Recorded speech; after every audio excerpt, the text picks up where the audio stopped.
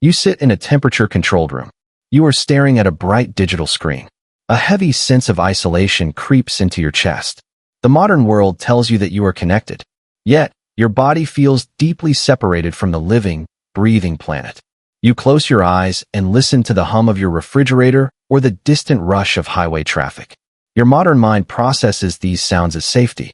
But deep within your DNA, a different memory sleeps. It is the memory of absolute, terrifying darkness. It is the memory of a time when the only thing standing between your body and the crushing jaws of an apex predator was a flickering circle of fire. Imagine waking up in the dead of winter 30,000 years ago. The air is so cold it burns your lungs with every breath. You are lying on a bed of dry grass inside a limestone cave. You are wrapped in the heavy, coarse fur of a cave bear. The cave is pitch black. Only the dying embers of a central hearth offer light. Suddenly, you hear a sound that makes your blood run cold. It is a low, rumbling growl echoing from the shadows. It is just 10 feet away from where your children are sleeping. Your heart hammers against your ribs. Your muscles freeze. But you do not reach for a stone spear to kill the beast. Instead, you reach into a leather pouch. You pull out a piece of dried fat. You toss it into the dark.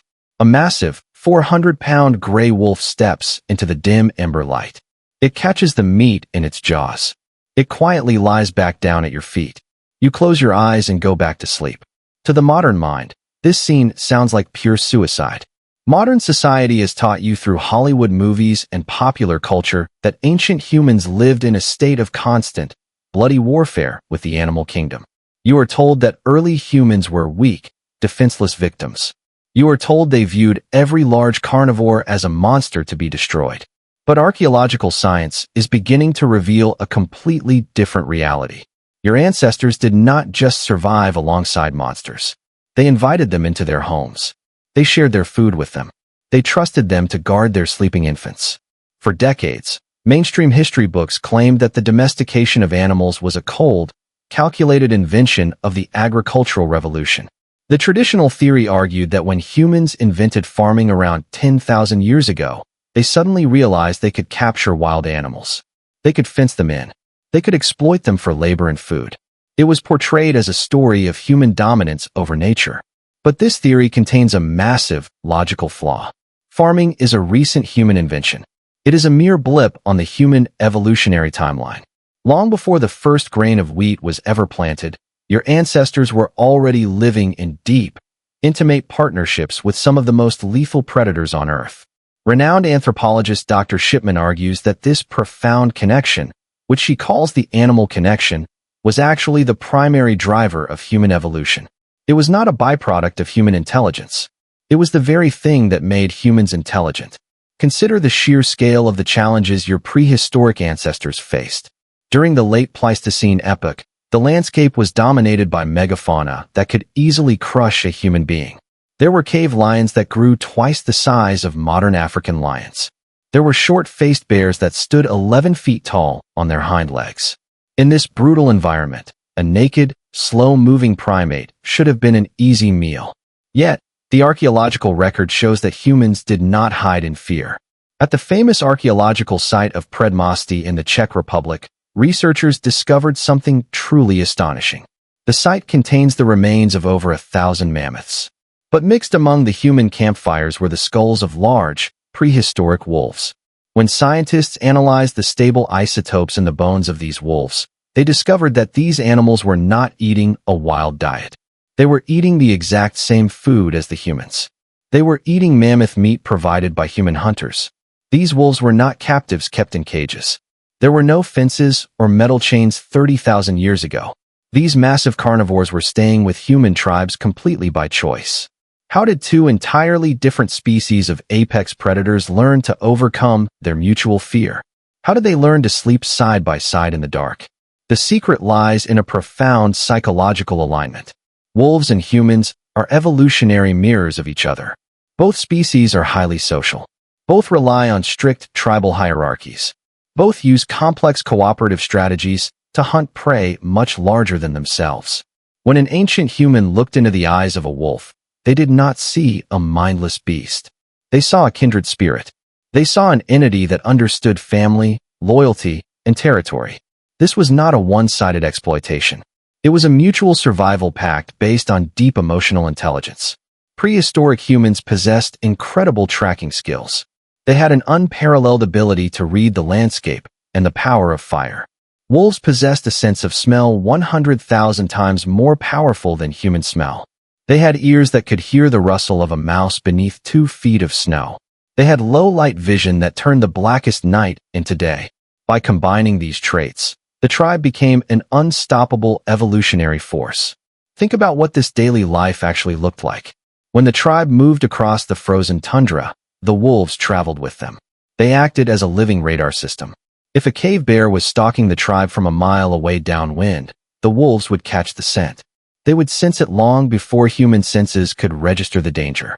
A subtle shift in the wolf's posture, a low growl, or a raised ear was a language your ancestors read perfectly. It allowed humans to navigate a terrifyingly hostile world with an unprecedented sense of peace. But the relationship went far deeper than mere utility. Early humans did not treat these animals as tools. They treated them as persons who happened to have 4 legs and fur. This is clear because of the emotional data left behind in the earth.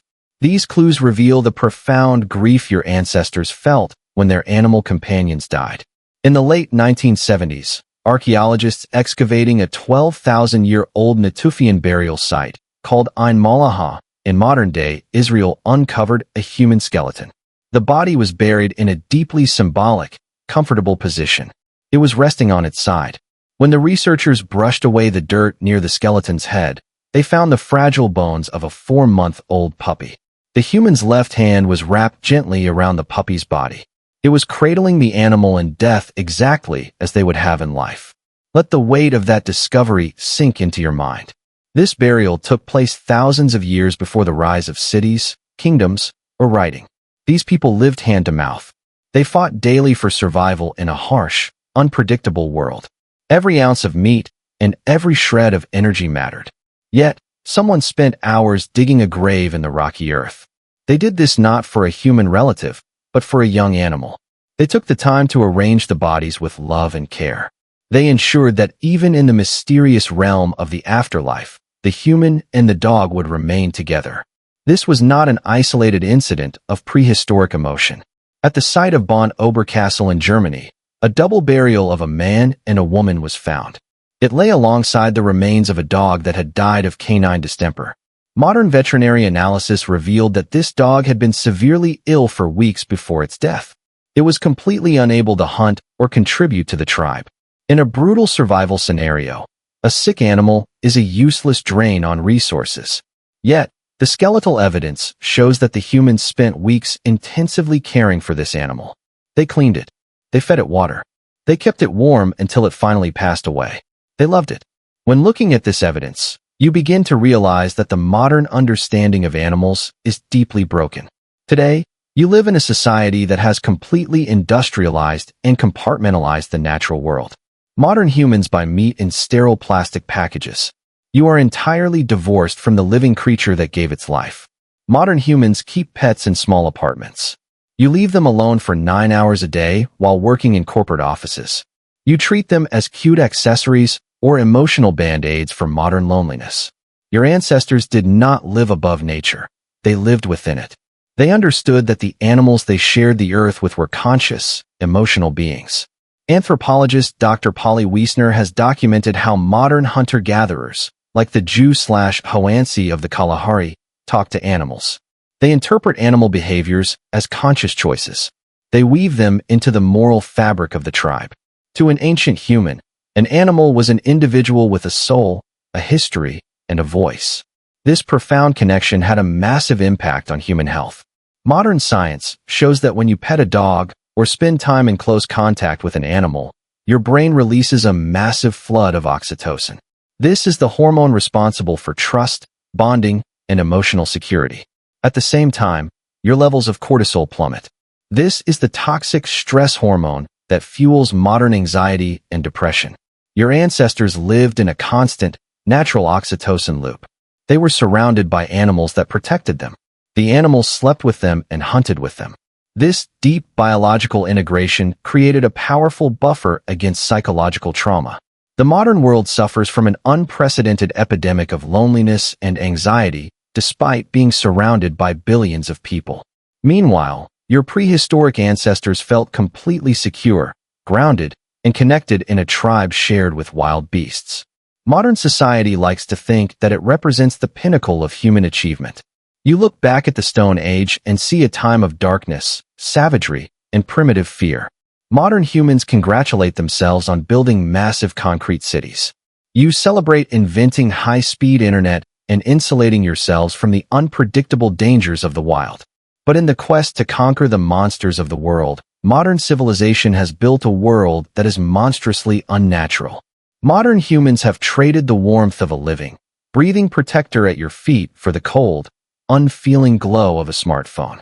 Modern civilization has replaced the profound, unspoken telepathy between hunter and hound with the artificial noise of digital notifications. Modern humans have isolated themselves in a self-made cage of concrete and glass. You are left wondering why you feel so empty, so anxious, and so deeply alone. The next time you hear a dog bark in the distance, do not just dismiss it. Do not ignore a cat staring intently into the dark corners of your room. Listen closely. That animal is a living bridge to a forgotten paradise. It is a remnant of a time when you knew how to read the language of the wind. It recalls a time when you trusted the senses of creatures other than yourself. It marks a time when you understood your true place in the family of the earth. You sit in a temperature-controlled room. You are staring at a bright digital screen.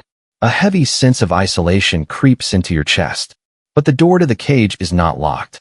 The ancient fire is still burning. The darkness is still waiting. The monsters are still ready to keep you warm.